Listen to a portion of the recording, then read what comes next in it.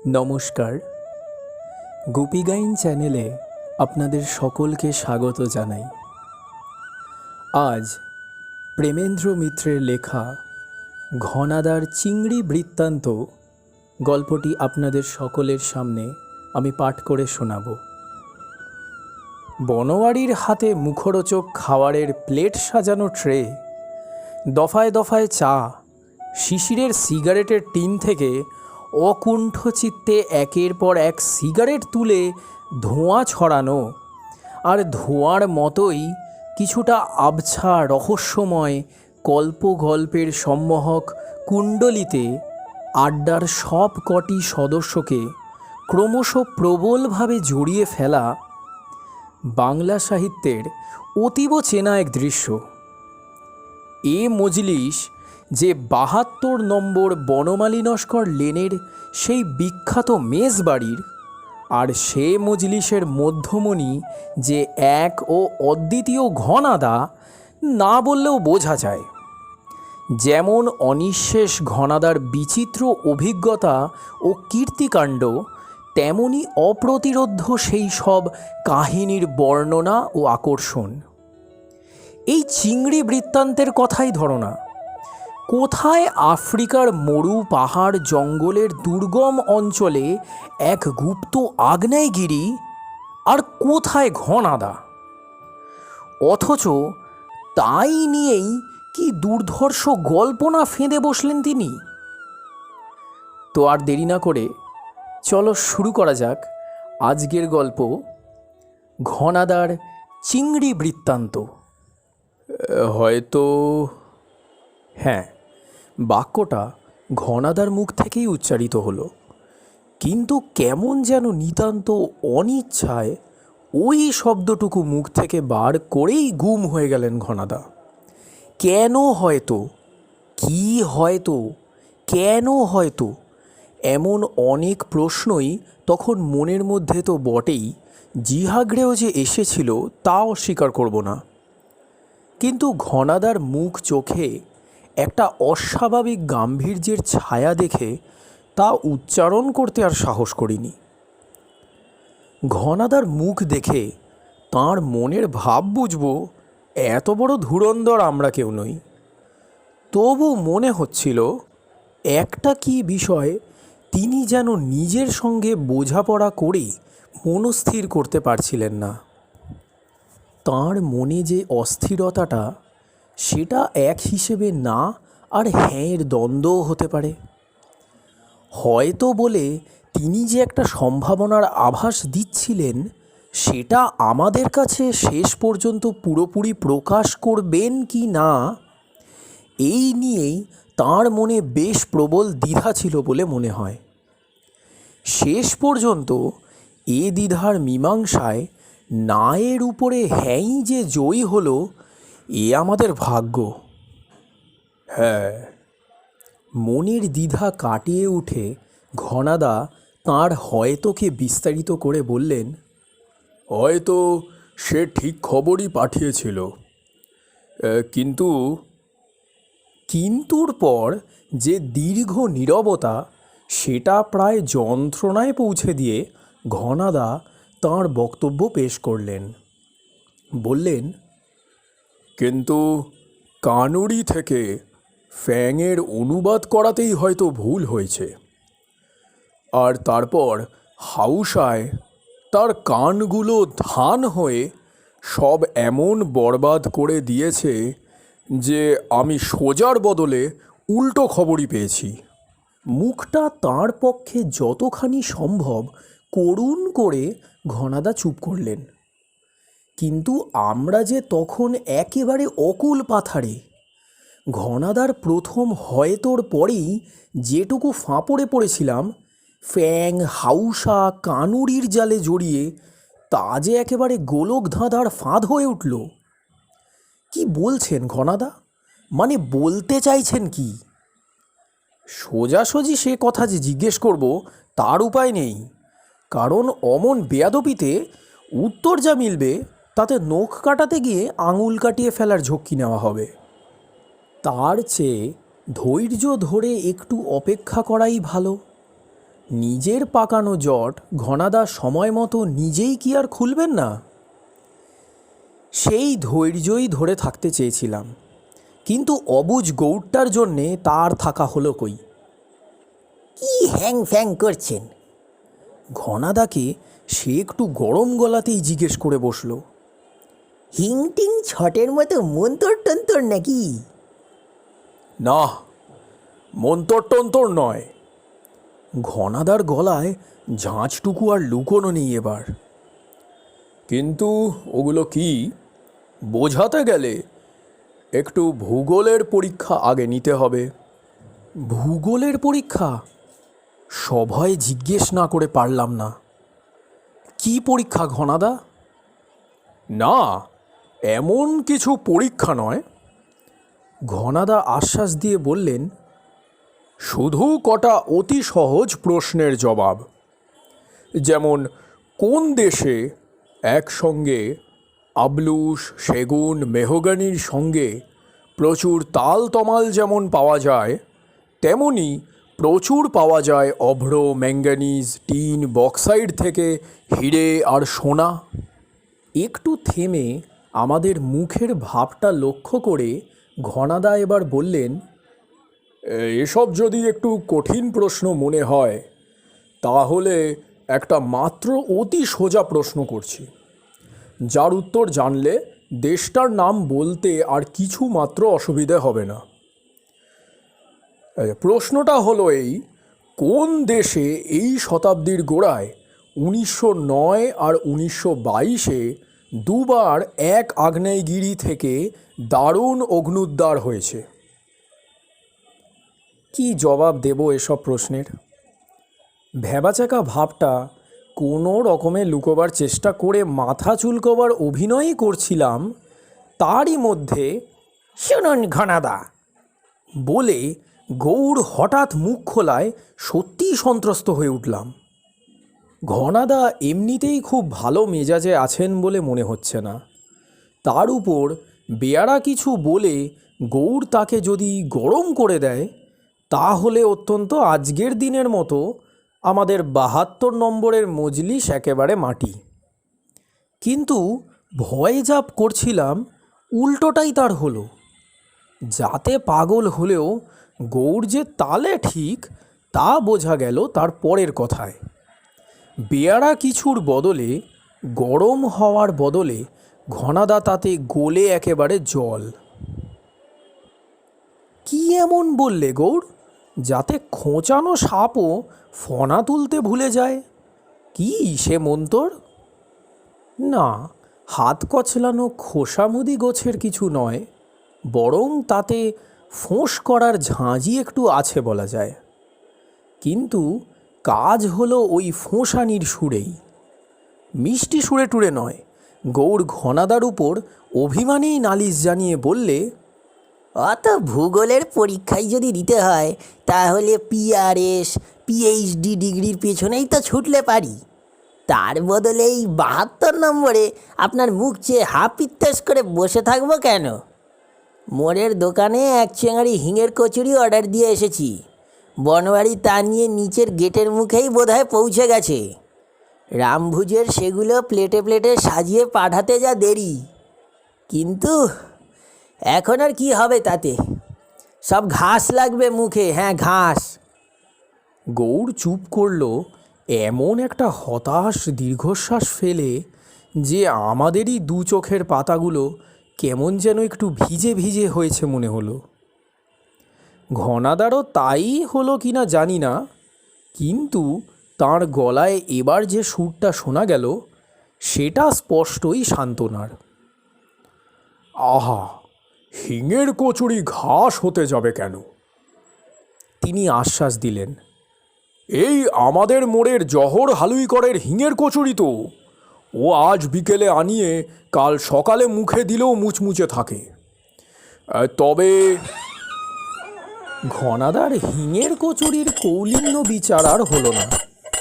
বিরাট ট্রের উপর কচুরি সাজানো প্লেট নিয়ে বনোয়ারি তখন আড্ডা ঘরের দরজা দিয়ে ঢুকল।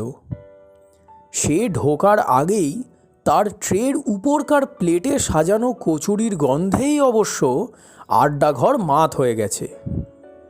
বনোয়ারি তাঁর হাতেই প্রথম যে প্লেটটা তুলে দিল, তার ডবল সাইজের কচুরির তাক যে প্লেটের উপরে প্যাগোডার মতো, তাহা বোধহয় আর বলতে হবে না। সেদিকে চেয়ে অন্তরের খুশিটা অকপট উচ্ছ্বাসে প্রকাশ করেই ঘনাদা বললেন, হিঙের কচুরি কি হে, এ তো রাধাচুরি, মানে রাধাবল্লভী আর কচুরির দ্বন্দ্ব সমাস। তা বড় বেশি দিলে যে, এত কি আর এ বয়সে শেষ করতে পারবো? হ্যাঁ হ্যাঁ বাবু, পারবেন পারবেন, খুব নিশ্চয়ই পারবেন। খান না। সবাই আমরা জোর গলায় আশ্বাস দিলাম। আরে বয়স আপনার আর কি, 40ই তো পার হয়নি। 40? বলো কি হে? ঘনাদা বিষম খাওয়াটা কোনো রকমে সামলে বললেন, আমার 40? মানে চটপট বাধা দিয়ে বললাম, এই 40-এ পৌঁছেই ঠেকে গেছে আর কি, পার হতে তো আর পারছে না, তাই বলছি। তাই আর কিছু বলতে হলো না। যে কারণেই হোক, ঘনাদা একটু বেশি রকম খুশি হয়ে তাঁর প্লেটের রাধাচুরি প্যাগোডার উপর চূড়ো হিসেবে আরও দুটো শেষ করে চায়ে চুমুক দিতে দিতে শিশিরের এগিয়ে ও জ্বালিয়ে দেওয়া সিগারেটটায় কটা শুক টান দিয়ে যেন ধাতস্থ হয়ে প্রায় মেজাজের অসীম প্রসন্নতার পরিচয় দিয়ে নিজে থেকেই গোড়ায় ধরা প্রসঙ্গটা স্মরণ করে বললেন,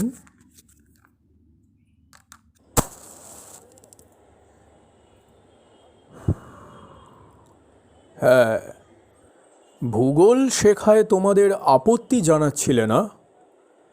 কিন্তু ভূগোলের প্রশ্ন কেন তুলেছিলাম জানো? তুলেছিলাম, যা বলতে যাচ্ছি, ভূগোল কিছুটা না জানা থাকলে তার রহস্যটাই ঠিক বোঝানো যাবে না। ভূগোলের কটা সোজা প্রশ্ন মাত্র তোমাদের করেছি। প্রশ্ন আর দুটো বেশি করলে হয়তো উত্তরটার আভাসও তোমরা পেতে। এই যেমন যে কটা প্রশ্ন করেছি তার উপর যদি জানতে চাইতাম কোন দেশে কোথায় গরিলাও যেমন সিংহও তেমনি পাওয়া যায়, তাহলে তোমরা চটপট উত্তর দিতে আফ্রিকা। কিন্তু আফ্রিকা তো একটা বিরাট মহাদেশ, শুধু আফ্রিকা বললেই তো হবে না, আফ্রিকার কোথায় বোঝানো যাবে না। সুতরাং শুধু আফ্রিকা বললেই হবে না, আফ্রিকার কোথায় সেটা সঠিক জানা চাই। সঠিক জায়গাটা এখনও হয়তো ধরতে পারোনি বলেই বলে দিচ্ছি জায়গাটা। আফ্রিকার উত্তর পশ্চিমে এমন একটা অঞ্চল যার বর্ণনা দেওয়া খুবই শক্ত। গাছপালা আর ধাতু সম্পদের কথা আগে আমার প্রশ্নে যা বলেছি তাতেই বোঝা যাবে যে জায়গাটার বৈচিত্র্যের শেষ নেই। 150 থেকে 200 ফুট উঁচু গাছের ঘন জঙ্গল যেমন আছে, তেমনি আছে শুধু কাঁটা ঝোপের বিস্তীর্ণ আধা মরু অঞ্চল।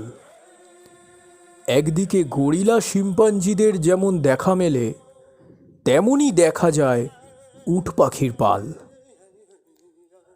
আর বেশি বর্ণনা দিতে গেলে রাত কেটে যাবে, তাই জায়গাটার নামটা বলেই ফেলি। আর নাম হলো ক্যামেরুনাস। বর্ণনা আগে যেটুকু দিয়েছি তার উপরে বলতে পারি যে যেমন প্রাকৃতিক বৈচিত্র্যের তেমনি ইতিহাসের চমক দেওয়া কিছু ঘটনার বিশেষত্বে আফ্রিকার এই উত্তর পশ্চিম কোণের ভূখণ্ডটির একটা নিজস্ব মূল্য আছে। ক্যামেরুনাসের উত্তর পশ্চিমে পর্তুগিজরা প্রায় 400 বছর আগে সমুদ্রকূলে যেখানে নামে, সেখানকার একটা নদীকে তারা চিংড়ির নদী নাম দিয়েছিল। 1919-এর এক শীতের মরশুমে একদিন সেখানে এক বুনো চেহারার সাহেবকে নিয়ে এই কাহিনীর শুরু করতে হয়। সাহেবের চেহারাটা বুনো হলেও পোশাক আশাক চালচলন সব একেবারে বাদশাহী মেজাজের। মাথায় ঝাঁকড়া চুলের একটা বোঝা, আর মুখে কাঁচা পাকা দাড়ি গোঁফের জঙ্গল বাদে মানুষটার সব কিছুই ভদ্র, ফিটফাট আর মানানসই। মুখে দাড়ি গোঁফের জঙ্গল আর মাথায় জট পাকানো চুলের ঝোপ, সেটা তাঁর মুখের কোনো কাটা দাগের দাগ ফাগ ঢাকা দেওয়ার ফিকির হতে পারে। মানুষটা চিংড়ি নদীর ধারে একটা বড় গঞ্জের পাশে একটা মস্ত বাহারি তাঁবু পেতে সেখানে ডেরা বেঁধেছেন। এর মধ্যে ওখানকার কাঁফড়ি গাঁয়ের সর্দারকে নিজের তাঁবুতে নেমন্তন্ন করে খানাপিনায় আপ্যায়িতও করেছেন বার কয়েক। তাঁর মতলবও কিছু লুকাবার নেই। এখানে এসে ডেরা বাঁধবার পরেই তিনি এ তল্লাটের যে দুই যমজ ঘটোৎকচের মতো দৈত্যাকার বান্টুকে তাঁর কাজে লাগিয়েছেন, তারাই সাহেবের পরিচয় দিয়ে শত মুখে তাঁর প্রশংসা করে তাঁর এ মুলুকে আসার উদ্দেশ্য সকলকে জানিয়েছে। তাদের কাছে জানা গিয়েছে সাহেবের নিজের দেশ হলো বিলেত। নাম তার ডক্টর লক। অজানা দেশে পাড়ি দিয়ে সেখানকার অজানা সব রহস্য খুঁজে বার করে তার যতটা সম্ভব খবরাখবর বার করাই তাঁর কাজ। এ কাজে ডক্টর লক দুনিয়ার অনেক জায়গায় বহুত বিপদের ঝক্কি মাথায় নিয়ে ঘুরে বেরিয়েছেন। তাঁর মাথা ও মুখের বুনো চেহারার আসল কারণ এমনই এক দারুণ আচমকা বিপদে পড়া। সে বিপদে তাঁর মুখের ও মাথার চামড়া অনেকখানি পুড়ে সাদা হয়ে যায়। কোনো রকমে শেষ পর্যন্ত প্রাণে বাঁচলেও বিভৎস চেহারার লজ্জায় তিনি আর পোড়া মুখ কাউকে না দেখাবার জন্যে মুখ ও মাথার অমন জঙ্গল বানিয়ে রেখেছেন।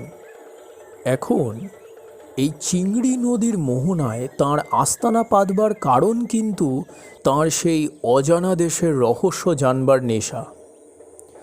এই ক্যামেরুনাসের ভেতরে এক জায়গায় যে এক দারুণ আগ্নেয়গিরি আছে তা সবাই জানে। মাঝে মাঝে বহু বছর অন্তর সেই আগ্নেয়গিরি ক্ষেপে উঠে আগুন উগড়ে তুলে ছড়ালেও তার সঠিক হদিশ সভ্য জগতের কেউ এখনও জানে না। ডক্টর লক সেই রহস্য সন্ধানের অভিযানে যাবার জন্যে পথের দিশারি হবার মতো একজন ও অঞ্চলের শেথো চান। তাঁর দুই যমজ ঘটোৎকচের মতো পাহারাদারকে তিনি সেই খোঁজেই লাগিয়ে রেখেছেন। এই যমজ দানব পাহারাদারদের কাজে নেওয়ার একটা বিশেষ কারণ আছে।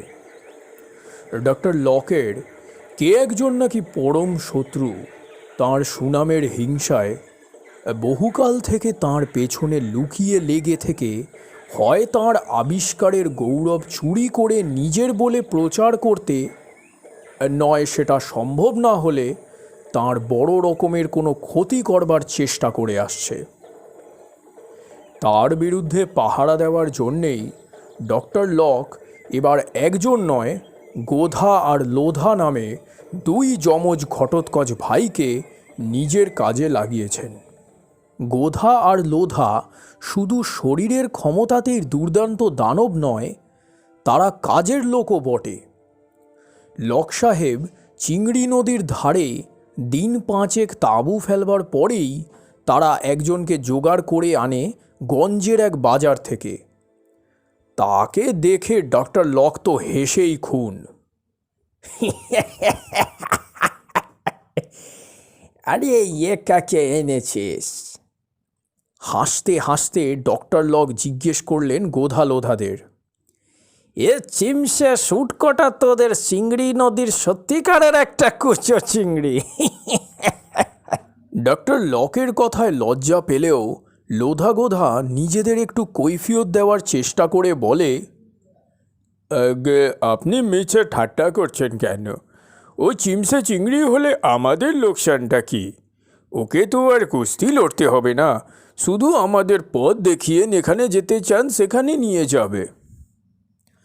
লোধা গোধার যুক্তিটা যে ঠিক, ডক্টর লককে এবার তা স্বীকার করতে হয়। তিনি তাই হাসি থামিয়ে একটু ভাবনার সঙ্গেই জিজ্ঞাসা করলেন, এই কিন্তু ওকে যা ঠাট্টা অপমান করলাম, এর জন্যে ও আর আমার কাজ করতে চাইবে কি? খুব চাইবে, খুব চাইবে, আশ্বাস দিয়ে বলে লোধা গোধা। দেখতে পাচ্ছেন না কেমন অবাক হয়ে হাঁ করে তাঁবুর সব জিনিসপত্র দেখছে? ও আমাদের কথা কিছু বুঝেছে কি যে ঠাট্টা অপমানে রাগ করবে? কিছু বোঝেনি মানে? ডক্টর লক বেশ ভয় পেয়েই জানতে চান। ও কি বদ্ধ কালা টালা নাকি? তাহলে না না, কালা হবে কেন? লোধা গোধা এবার বুঝিয়ে দেয় ডক্টর লককে। আমরা তো বান্টুতে কথা বলেছি, ও তার কি বুঝবে? বুঝবে না কি রকম? ডক্টর লককে অবাক হয়ে জিজ্ঞেস করতে হয়। ও কি বান্টু জানে না? এক বর্ণও না, লোধা গোধা জানায়। বান্টু কেন, ও নিজের ভাষা কানুড়ি ছাড়া হাউসা, ফুলানি, ফ্যাং কিছুই জানে না। ঠিক ঠিক, ডক্টর লক খুশি মুখে এবার বলেন, নিজের ভাষা ছাড়া আর কিছুই জানে না এমন লোকই আমাদের সবচেয়ে দরকার। আজই ওকে কাজে নাও। তাই নেওয়া হলো সেই দিনই। কাজে নেবার সময় নামটা নিয়ে শুধু একটু গোল বেঁধেছিল। খাতায় লেখার জন্যে তো বটেই, তাকে ডাকবার জন্যেও তো একটা নাম তো দরকার। কিন্তু নিজের কোনো নামই সে বলতে পারে না। সে যেখানে থাকে সেখানে গোনাগুন্তি কটা তার মতো জঙ্গলির মধ্যে ডাকাডাকির জন্যে কোনো নামেরই নাকি দরকার হয় না। হলেও তারা এই ওই বলে ডেকেই তাদের কাজ সারে। কিন্তু সেখানকার নিয়ম এখানে চলে না, নাম তো একটা দরকার। শেষকালে জঙ্গলিটা নিজেই বললে, এই কারমারদে মানে চিংড়ি নদীর মোহনাতেই যখন সে প্রথম কাজ পেয়েছে, তখন তার নাম চিংড়ি রাখা হোক। ডক্টর লক খুশি হয়ে বলছেন, ঠিক ঠিক, ওর যা চিমসে কুচো চিংড়ির মতো চেহারা, তাতে ওই নামই ওর ভালো। মানুষটা জঙ্গলি হলেও তার মাথাটা একেবারে নিরেট নয় দেখেও তিনি খুশি হয়েছেন। চিংড়িটাকে প্রথমে তার কাজ বুঝিয়ে দেওয়া একটু শক্ত হয়েছে। বুদ্ধিশুদ্ধি নিরেট না হলেও লোকটা একেবারে জঙ্গলি। সাহেব শুভ তো দূরের কথা, সাধারণ একটু ভালো অবস্থার গৃহস্থ বান্টু কি হাউসাদের ঘরদোরেরও খবর জানে না। ডক্টর লকের তাঁবুতে বেশি কিছু দামি ও বিদেশি আসবাব না থাকলেও তার কাজের জন্যে যা দরকার সেরকম কিছু যন্ত্রপাতি সাজ সরঞ্জাম ছিল। তার তাঁবু ঝাড়পোঁছ করবার সময় ডক্টর লক সেগুলো সম্বন্ধে তাকে হুঁশিয়ার হওয়ার নির্দেশ দিতে বলেছিলেন তার খাস পাহারাদার লোধা আর গোধাকে। তাই দিতে গিয়ে প্রায় কেলেঙ্কারি হওয়ার উপক্রম হয়েছিল। জরিপ টরিপের জন্য দরকারি যন্ত্রপাতি ছাড়া ডক্টর লক তাঁর কাজের সুবিধের জন্যে একটা টেপ রেকর্ডার তাঁর সঙ্গে রেখেছিলেন। তিনি যে ধরনের অভিযানে এসেছেন তার প্রত্যহিক বিবরণ রাখা একান্ত দরকার। একালে সে বিবরণ হাতে লেখার তো কথাই আসে না। টাইপ করার জন্যে সঙ্গে টাইপরাইটারটা রাখা একটা বাড়তি বেয়ারা বোঝা বওয়া। ডক্টর লক তাই একটা ছোট টেপ রেকর্ডার সঙ্গে নিয়েছিলেন, যাতে তার অভিযানের প্রতিদিনের বিবরণ তিনি মুখে বলে টেপে ধরে রাখতেন। সেই যন্ত্রটা নিয়েই গণ্ডগোল বেঁধেছিল প্রথমে। পরে সাফসুফ করবার সময় ও যন্ত্রে হাত না দিতে বলার জন্যে রেকর্ডারটা একটু চালিয়ে দেখাতে যেতেই হাউ মাউ করে চিৎকার করে পড়ি কি মরি অবস্থায় চিংড়ি তো তাঁবুর বাইরে দে ছুট। সে তখন এই ভুতুড়ে তাঁবুর কাজ ছেড়ে দিতে চায়।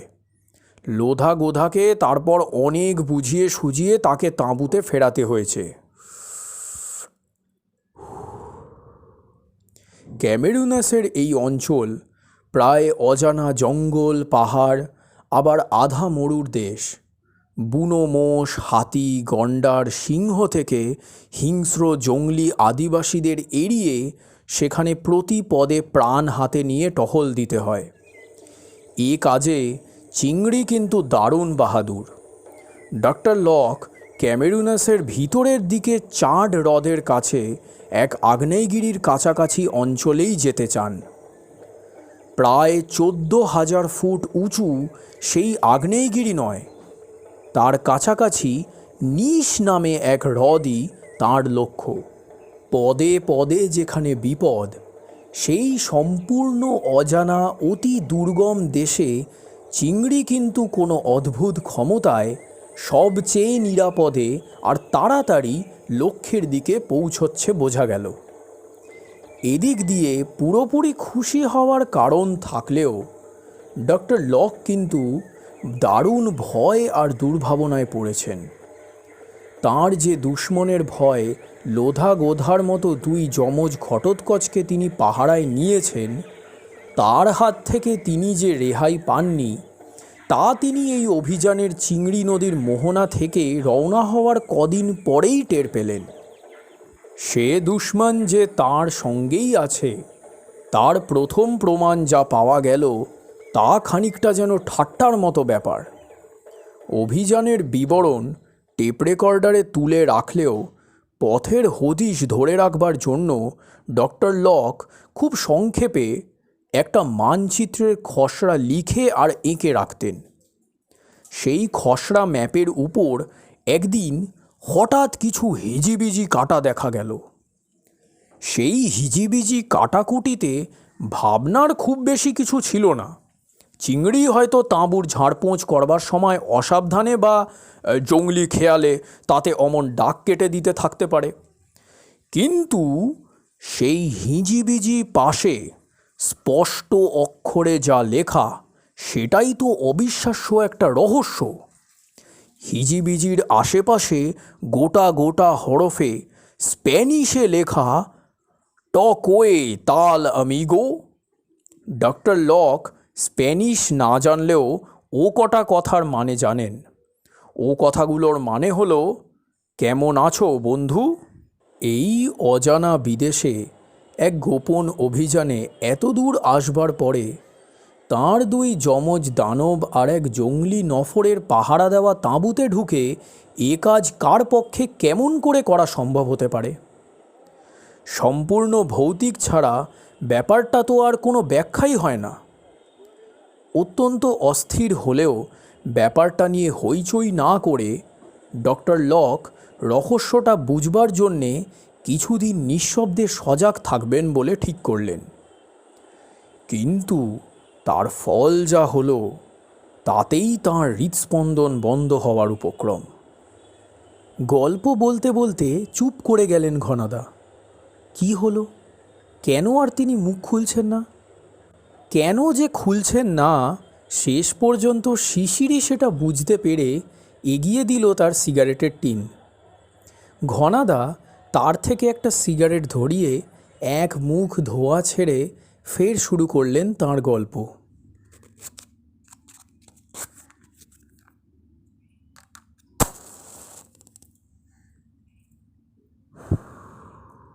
যেমন তাঁর নিয়ম, তেমনি সেদিন সকালের খাওয়া দাওয়ার পর ডক্টর লক তাঁর টেপ রেকর্ডারটা নিয়ে তাঁর অভিযানের আগের দিনের বিবরণ রেকর্ড করবার ব্যবস্থা করছিলেন। কিন্তু যন্ত্রটা দেখেই তো তাঁর চক্ষু স্থির।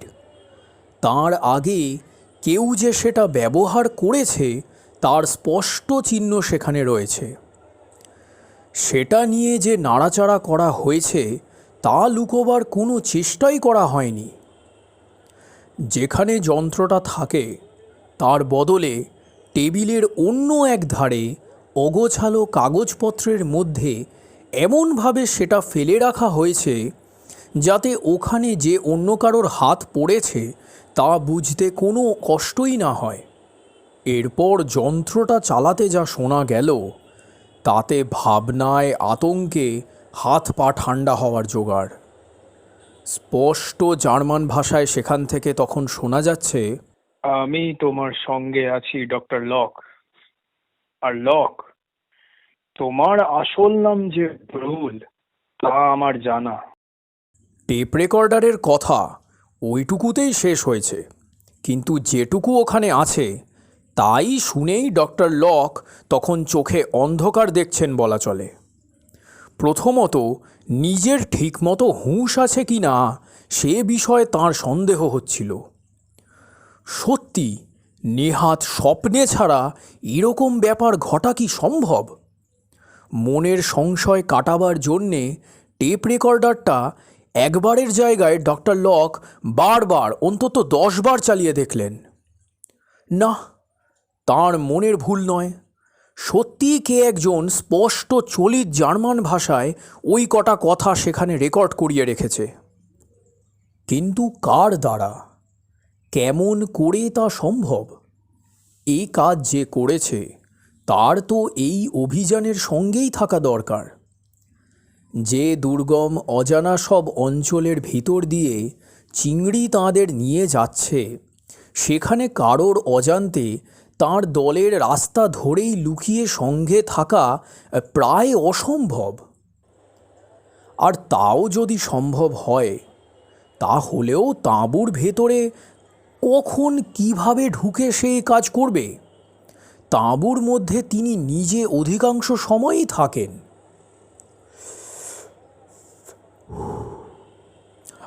আর তাছাড়া লোধা গোধা দুজনেই সারাক্ষণ থাকে কড়া পাহারায়। চিংড়ির কথা ধরবারই নয়, তবু তাকেও বাদ না দিয়ে ডক্টর লক লোধা গোধার সঙ্গে তাকে ডেকে অত্যন্ত কড়াভাবে জিজ্ঞাসাবাদ করলেন। লোধা গোধা দুজনেই তো ডক্টর লকের জেরা শুনে একেবারে হতবম্ব। এই সফরে তাদের সঙ্গে লুকিয়ে আসা কেমন করে সম্ভব? আর যদিও লুকিয়ে চুরিয়ে কেউ তাদের কাছাকাছি আসতে পেরে থাকে, এ তাঁবুর ভিতরে ঢুকে সাহেবের যন্ত্রপাতি ছোঁবার সময় সুযোগ সে পাবে কি করে? লোধা গোধার কাছে এ রহস্যের হদিশ পাওয়ার মতো উত্তর লক আশা করেননি। তবু তাদের তিনি হয়রান করে মেরেছেন। সম্ভব অসম্ভব হাজার রকম প্রশ্ন করে শেষ পর্যন্ত হতাশ হয়েই বিদায় দিতে হয়েছে তাদের। লোধা গোধার পর এ ব্যাপারে হদিশ পেতে জংলি চিংড়িকে ডাকার কোনো মানেই হয় না। তবু কোনো দিকে ত্রুটি রাখবেন না বলে লক লোধা গোধাকে দিয়ে তাকেও ডাকিয়ে পাঠিয়ে তাদের দিয়ে চিংড়ির ভাষা কানুরিতে তাকে জেরার ব্যবস্থা করেছেন। সে জেরায় প্রথম প্রশ্নের উত্তরে চিংড়ির কথা শুনে তিনি তো থ। লকের হুকুমে লোধা গোধা চিংড়িকে কানুরিতে জিজ্ঞেস করেছিল সে এ তাঁবুতে কাজ করবার সময় আর কাউকে কখনো দেখেছে কি না। চিংড়ি তাতে যা উত্তর দিয়েছে তা শুনে একেবারে থ হয়ে লোধা গোধা সেটা অনুবাদ করে লক সাহেবকে বুঝিয়ে দিতেই গেছে ভুলে। লক তাদের হতবম্ব ভাব দেখে ধমক দিয়ে ওঠার পর তারা থতমত খেয়ে চিংড়ি যা বলেছে তা জানিয়েছে। চিংড়ি যা জানিয়েছে তাতে তাদের হতবম্ব হওয়ারই কথা অবশ্য। চিংড়ি বলেছে সে নাকি তাঁবুতে রোজই আরেকজনকে দেখে। রোজই আরেকজনকে দেখে? কখন? লক লোধা গোধাকে দিয়ে জিজ্ঞেস করিয়েছেন। কখন আবার? চিংড়ি জানিয়েছে যতক্ষণ সে এ তাঁবুতে থাকে সারাক্ষণই। সারাক্ষণই? লোধা গোধার মারফত কথাটা শুনে কি মনে করবেন ভেবে না পেয়ে লক রাগে দাঁত খিঁচিয়ে জিজ্ঞেস করেছেন, কোথায়? এ তাঁবুর কোথায়, কোনখানে? লোধা গোধার কাছে প্রশ্নটা শুনে নির্বিকারভাবে চিংড়ি যা দেখিয়ে দিয়েছেন তাতে হাসবেন না জ্বলে উঠবেন ডক্টর লক তা ঠিক করতে পারেননি। চিংড়ি যা দেখিয়ে দিয়েছে সেটা তাঁবুর একধারে লকের চুল আঁচড়ানো দাড়ি কামানোর সরঞ্জাম রাখার জন্য টেবিলের উপর ঝোলানো একটা আয়না। জঙ্গলিটাকে তখনকার মতো হাসতে হাসতে তাঁবু থেকে দূর করে দিলেও ব্যাপারটা নিয়ে লকের দুর্ভাবনা ক্রমশ চরমে উঠেছে। চিংড়ির দেখিয়ে দেওয়া পথ ধরে তখন তাঁরা তাদের লক্ষ্যে প্রায় পৌঁছে গেছেন।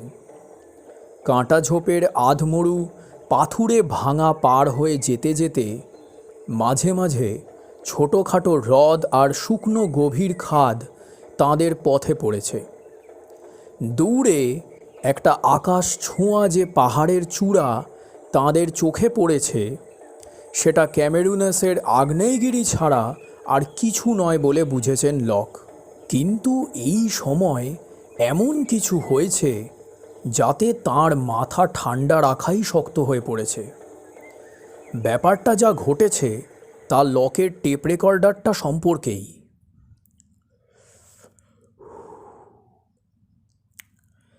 প্রথমে সেখানে অজানা ভুতুড়ে কণ্ঠস্বর শোনার পর বেশ কিছুদিন আর কিছু হয়নি।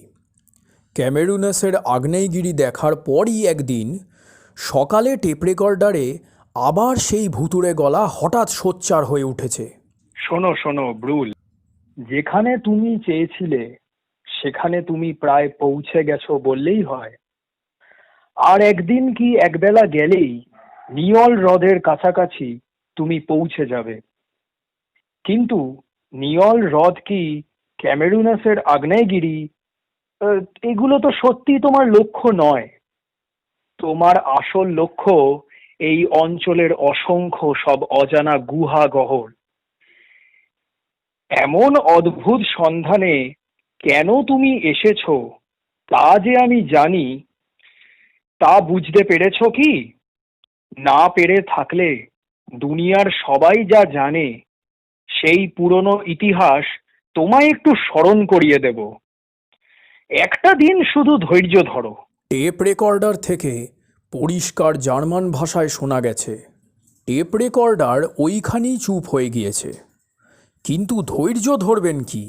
রাগে ভয়ে দুর্ভাবনায় প্রায় উন্মাদ হয়ে গিয়েছেন ডক্টর লক। টেপ রেকর্ডারের কথায় যার আসল নাম লক নয়, ব্রুল। ভেতরে ভেতরে খেপে গেলেও ব্রুল এবার চেঁচামেচি করে লোধা গোধা কি চিংড়িকে ডাকাডাকি করেননি।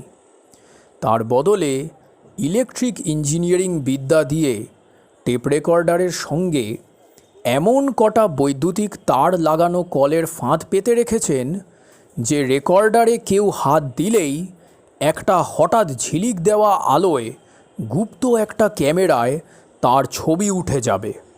ছবি উঠল ঠিকই, তবে তা ব্রুলের নিজেরই ছবি।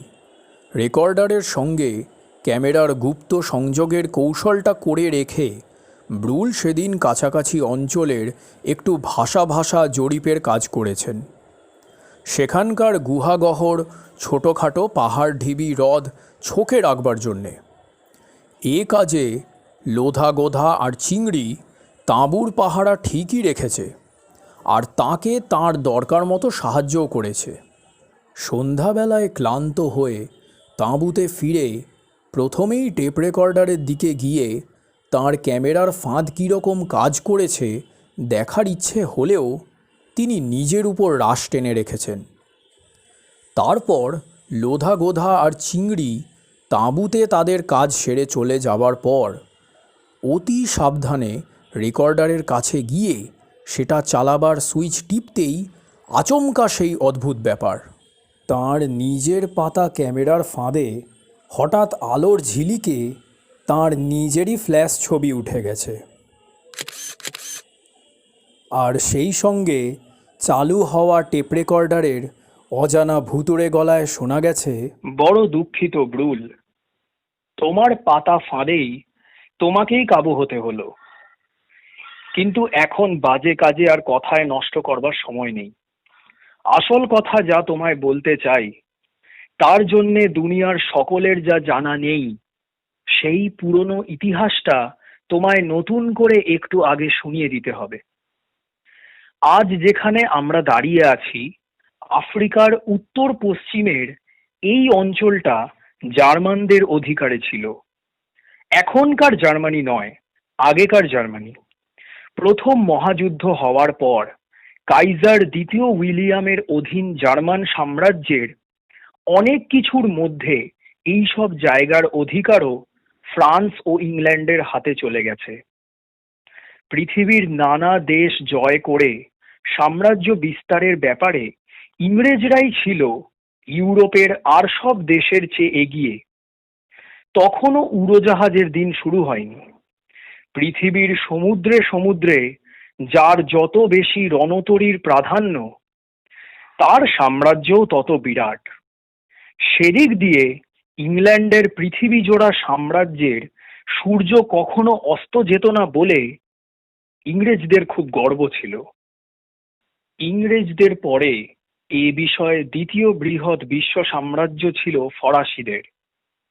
এই দুই জাতের পরে এদিকে দৃষ্টি দেয় বলে জার্মানির সাম্রাজ্য ছিল অনেক ছোট, কিন্তু পৃথিবীর যেটুকু জায়গা তারা অধিকার করেছিল নানা দিকে তার উন্নতি বিধানের চেয়ে সেগুলি থেকে যতখানি সম্ভব সম্পদ সংগ্রহ করার ব্যাপারে তারা ছিল বুঝি সব দেশের চেয়ে অগ্রসর। এই অঞ্চলটাতেও তারা অনেক দিক দিয়ে অনেক কিছু বড় কাজ শুরু করেছিল।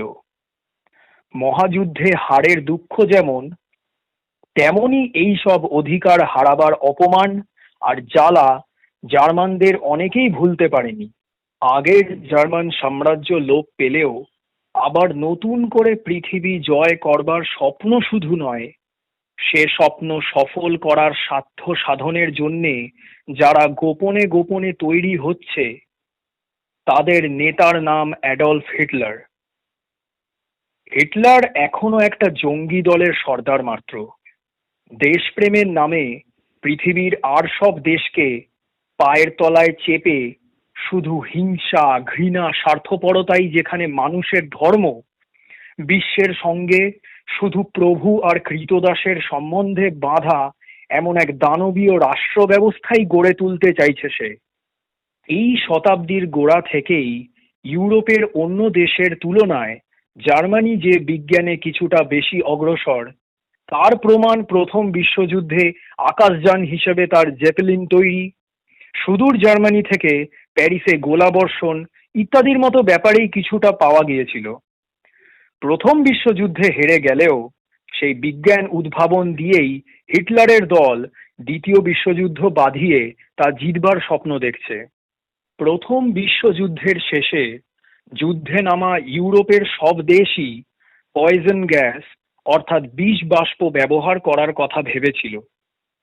নানা রকম বিষ বাষ্প উৎপাদন করে তা জমা করে একটু একটু ব্যবহারের পর বিষ বাষ্প যে আর ব্যবহার করা হয়নি, তার কারণ ঢিলের বদলে পাটকেল খাওয়ার ভয়।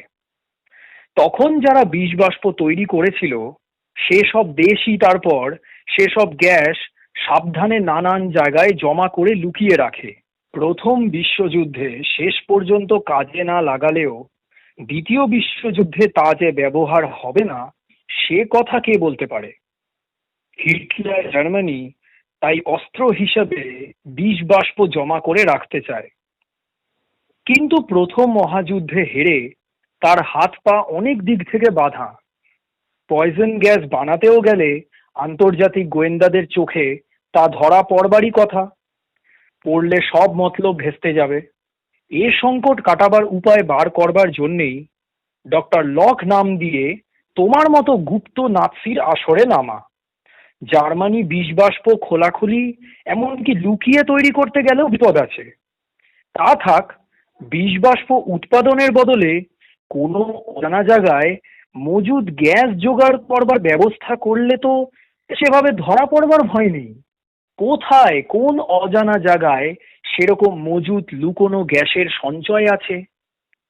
কোথায় আছে তা আর কেউ না জানুক, জানে ব্রুল নামে এক জার্মান ভবঘুরে আধা বৈজ্ঞানিক। দুর্গম অজানা সব দেশে টহল দিয়ে নানা রকম অদ্ভুত খবর সংগ্রহই যার নেশা, সেই ব্রুল প্রথম মহাযুদ্ধে জার্মানির হার হওয়ার পর যুদ্ধের সময় জার্মানির হয়ে গুপ্তচরগিরি করার অপরাধে মিত্রশক্তির গোয়েন্দা পুলিশের হাতে ধরা পড়বার ভয়ে যে নানান জায়গায় লুকিয়ে বেড়াচ্ছিল। জার্মানিতে হিটলারের অধীনে নতুন নাৎসি দল গড়ে ওঠে আবার জার্মানির বিশ্বজয়ের স্বপ্ন দেখা শুরু হওয়ার পর। আগের যুদ্ধের মজুত করা পয়জন গ্যাস কাজে লাগাতে পারে ভাবার সঙ্গে সঙ্গে ব্রুলের মনে পড়ে আগেরকার এক আবিষ্কারের কথা। সে নতুন করে তা খুঁজে বার করবার কথা ভাবে। প্রথম বিশ্বযুদ্ধ আরম্ভ হওয়ার আগে তার ভবঘুরে টহলদারির সময় সে ক্যামেরুনাসের আগ্নেয়গিরির চারধারে ছোট ছোট হ্রদ অঞ্চলে অনেক অনেক গুপ্ত হ্রদের গহ্বর দেখেছিল, যার ভেতর থেকে মাঝে মাঝে বিষ বাষ্প বেরিয়ে আশপাশের জঙ্গলিদের বস্তিতে মড়ক লাগাতো। সে তখনই বুঝেছিল যে এই সব গুপ্ত হ্রদের গহ্বরের তলায় এমন প্রচুর বিষ বাষ্পের সঞ্চয় আছে যা বাইরে ছাড়া পেলে সারা দেশে মড়ক বাঁধিয়ে দিতে পারে। জার্মানির হারের পর সেখানকার অনেক পুরনো পাপী নাম ভাঁড়িয়ে যথাসম্ভব চেহারা পাল্টে ভিন দেশে পালিয়ে বাঁচবার চেষ্টা করেছিল। সে চেষ্টায় সফল তারা সবাই হয়নি। আসল পাপীরা অধিকাংশই ধরা পড়ে, তাদের উচিত শাস্তি ভোগ করতে হয়েছে।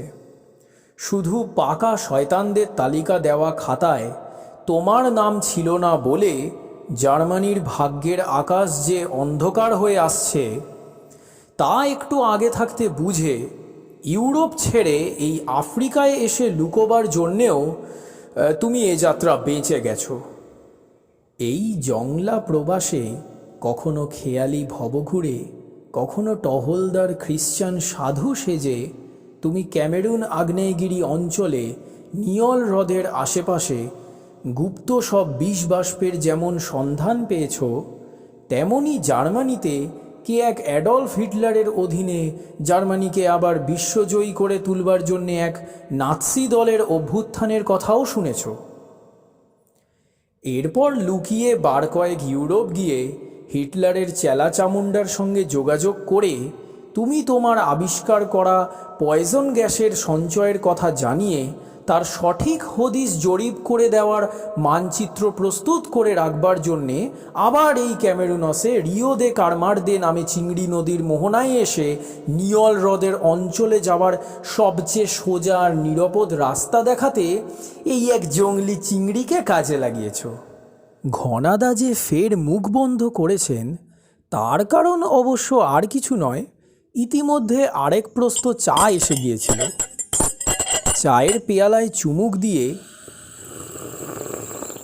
শিশিরের টিন থেকে সিগারেট ধরিয়ে তিনি আবার গল্পের খেই ধরলেন।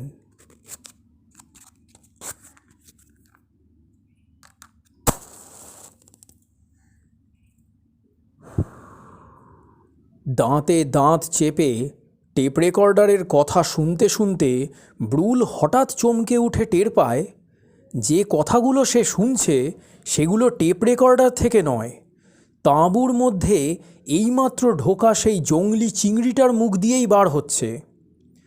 জংলিটা কয়েক সেকেন্ড আগে যেরকম বেপরোয়াভাবে তাঁবুর ভেতরে এসে টেপ রেকর্ডারটা বন্ধ করে দিয়ে নিজেই কথা বলতে শুরু করেছিল, তাতে হতবম্ব বিহ্বল হয়ে ব্রুল তো তখন প্রায় তোতলা।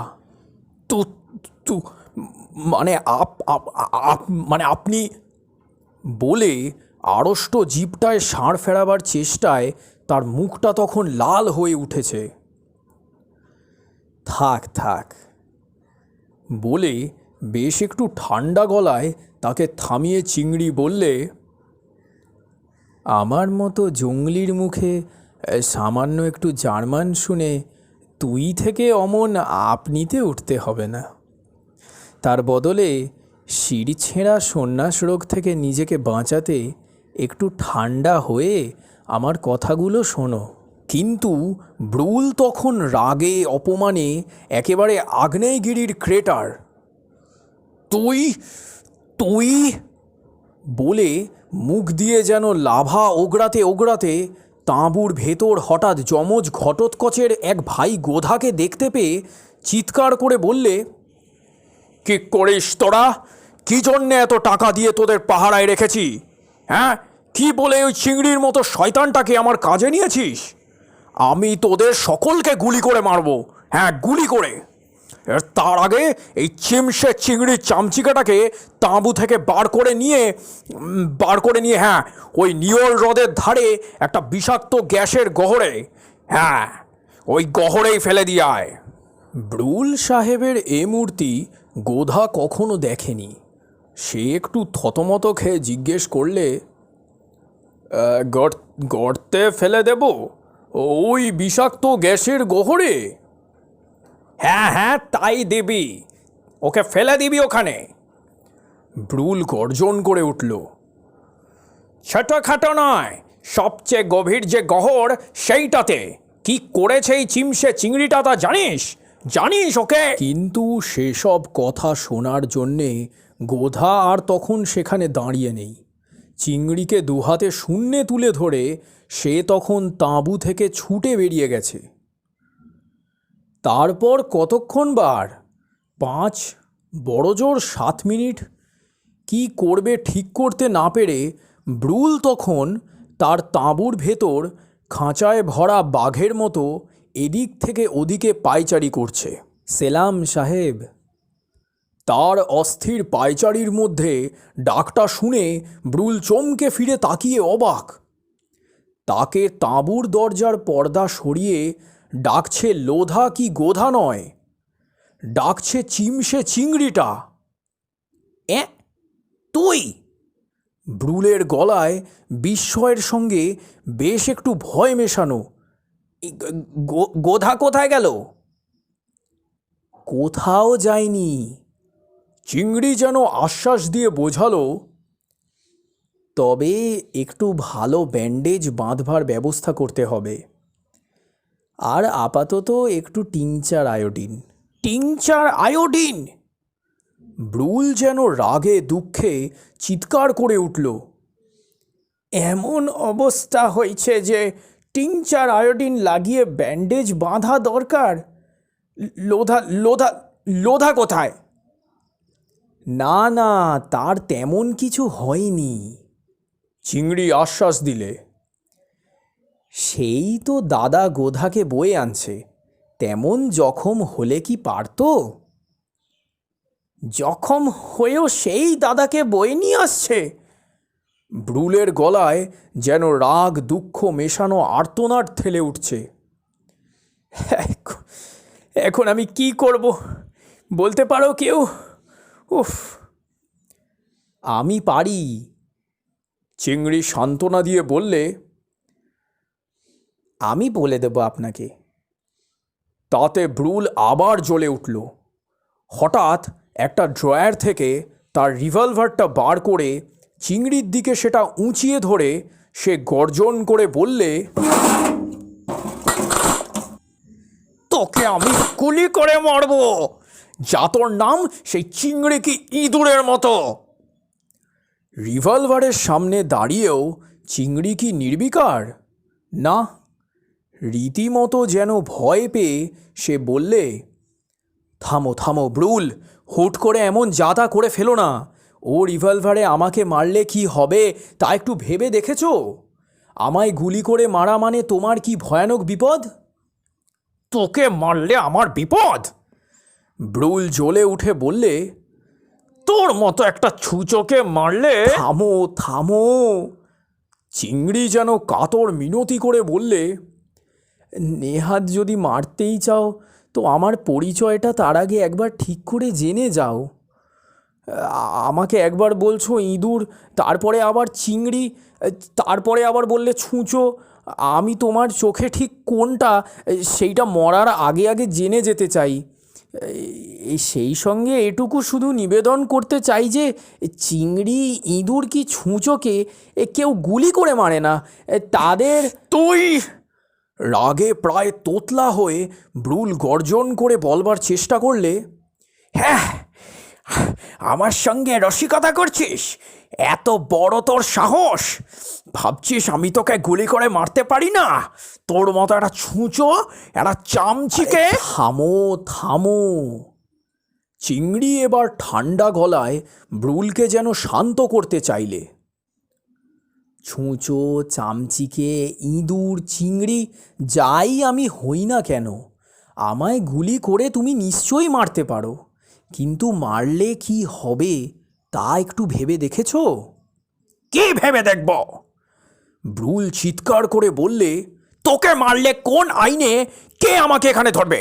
তোকে এই রিভলভারের গুলিতে ঝাঁঝরা করে লাশটা শুধু ওই একটা বিষাক্ত গ্যাসের পাতাল গুহায় ফেলে দেবো। হ্যাঁ, তা দিতে পারো। চিংড়ি যেন তা স্বীকার করে নিয়ে বললে, কিন্তু তারপর? তারপর মানে? ব্রুল দাঁত খিচিয়ে বললে, তারপর আবার কি? তারপরই যত গণ্ডগোল। যেন দুঃখের সঙ্গে জানালে চিংড়ি। তারপরে গণ্ডগোল? তোর মতো একটা। ব্রুলকে তার তোতলামির মধ্যে থামিয়ে দিয়ে চিংড়ি বললে, হ্যাঁ, আমার মতো ছুঁচো, ইঁদুর, চামচিকে, চিংড়ি যাই বলো, তাকে মারার পর কত গণ্ডগোল শুরু তা বুঝতে পারছো না? শোনো, বুঝিয়ে বলি। আমার মতো একটা ইঁদুর, চামচিকে, চিংড়ি যাই বলো, তাকে তোমার রিভলভারে ঝাঁঝরা করে একটা বিষাক্ত গ্যাসের পাতাল গুহায় না হয় ফেলে দিলে, কিন্তু তারপরে তুমি নিজেই যে একেবারে অথই গাড্ডায় পড়বে তা বুঝতে পারছো কি? তোকে পাতাল গুহায় ফেলে আমি অথই গাড্ডায় পড়ব?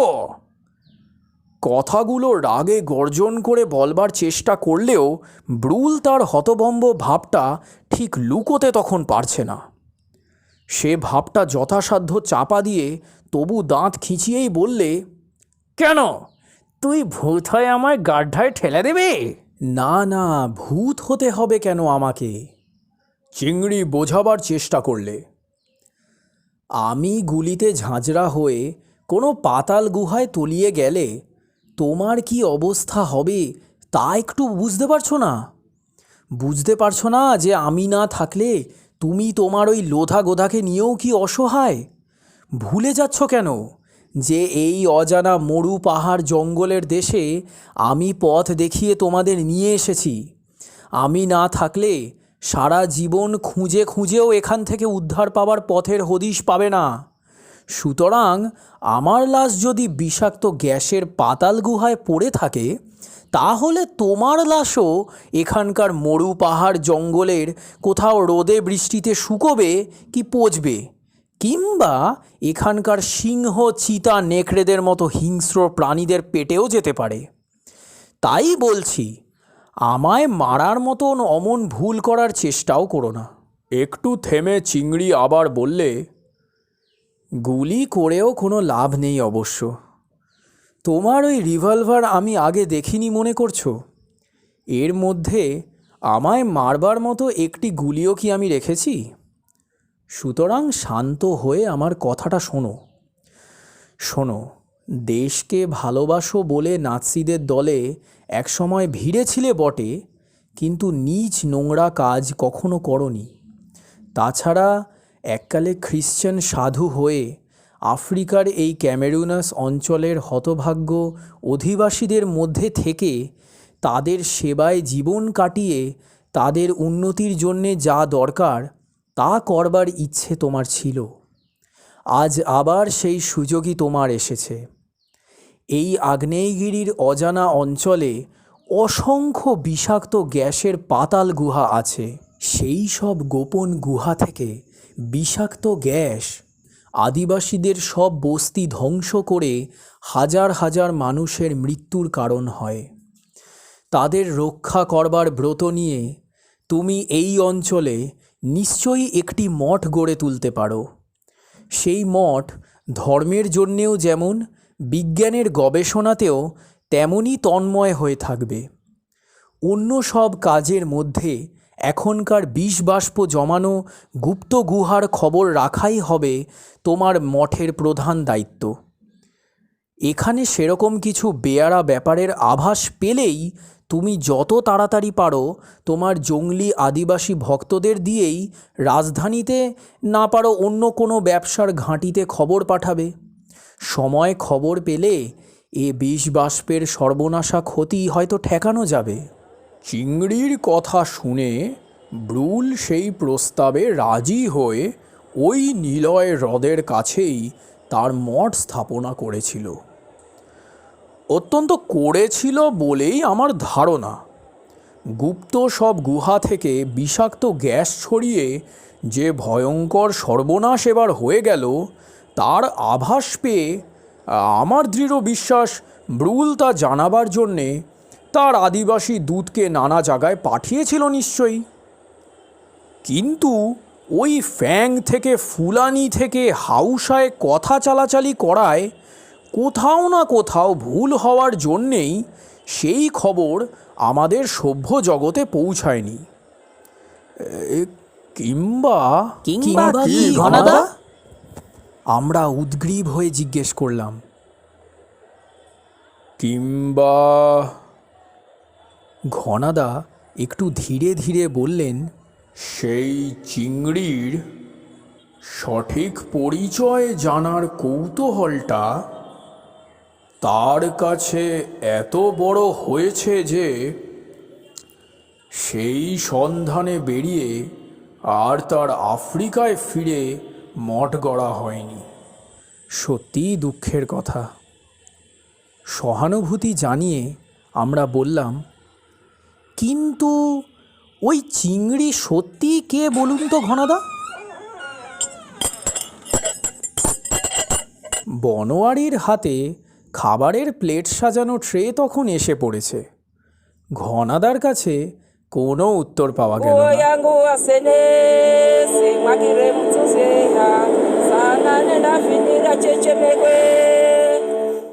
শেষ হলো আজকের গল্প ঘনাদার চিংড়ি বৃত্তান্ত। গল্পটি আপনাদের যদি ভালো লেগে থাকে তাহলে আমাকে কমেন্ট সেকশানে জানাবেন এবং আমার চ্যানেল গুপি গাইনকে সাপোর্ট করার জন্যে সাবস্ক্রাইব করবেন। আগামী পর্বে আরও কিছু রোমাঞ্চকর গল্প নিয়ে আপনাদের সকলের সামনে আমি পাঠ করে শোনাব। ততক্ষণের জন্যে নমস্কার।